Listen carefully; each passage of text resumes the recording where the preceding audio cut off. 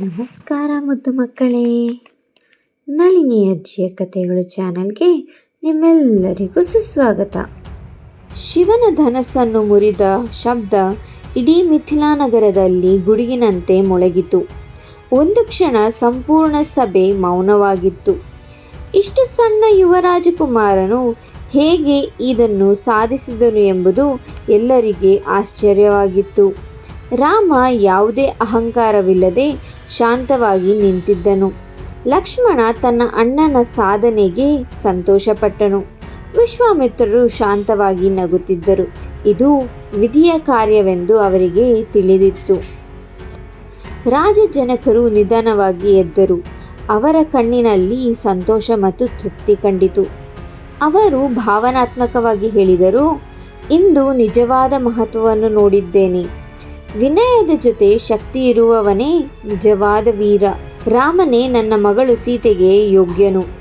ನಂತರ ಅವರು ಸೀತೆಯನ್ನು ಸಭೆಗೆ ಕರೆತರಲು ಆದೇಶಿಸಿದರು. ಇದೀಗ ಎಲ್ಲರ ಕಣ್ಣು ಆ ರಾಜಕುಮಾರಿಯ ಕಡೆಗೆ ನೆಟ್ಟವು. ರಾಜಕುಮಾರಿ ಸೀತೆ ತನ್ನ ಕೈಯಲ್ಲಿ ಬಂಗಾರದ ವರ್ಣಮಾಲೆಯನ್ನು ಹಿಡಿದು ಸಭೆಗೆ ಬಂದಳು. ಅವಳು ರಾಮನನ್ನು ನೋಡಿದಾಗ ಅವಳ ಮುಖದಲ್ಲಿ ಸಂತೋಷ ಮೂಡಿತು. ಅವಳು ತನ್ನ ಮನಸ್ಸು ಒಪ್ಪಿದಂಥವನನ್ನು ಕಂಡಿದ್ದಳು.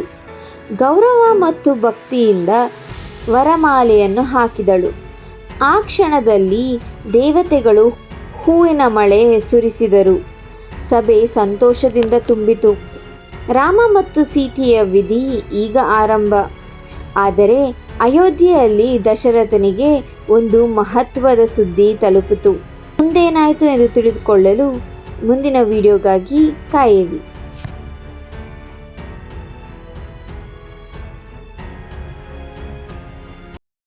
ಈ ಕತೆ ಇಷ್ಟ ಆಯ್ತಾ ಮಕ್ಕಳೇ?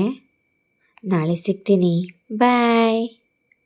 ಮತ್ತಷ್ಟು ಕುತೂಹಲಕಾರಿ ಕತೆಗಳಿಗಾಗಿ ಲೈಕ್, ಶೇರ್, ಸಬ್ಸ್ಕ್ರೈಬ್ ಮಾಡಿ. ಹಾಗೆ ಗಂಟೆ ಹೊಡೆಯೋದನ್ನು ಮರಿಬೇಡಿ.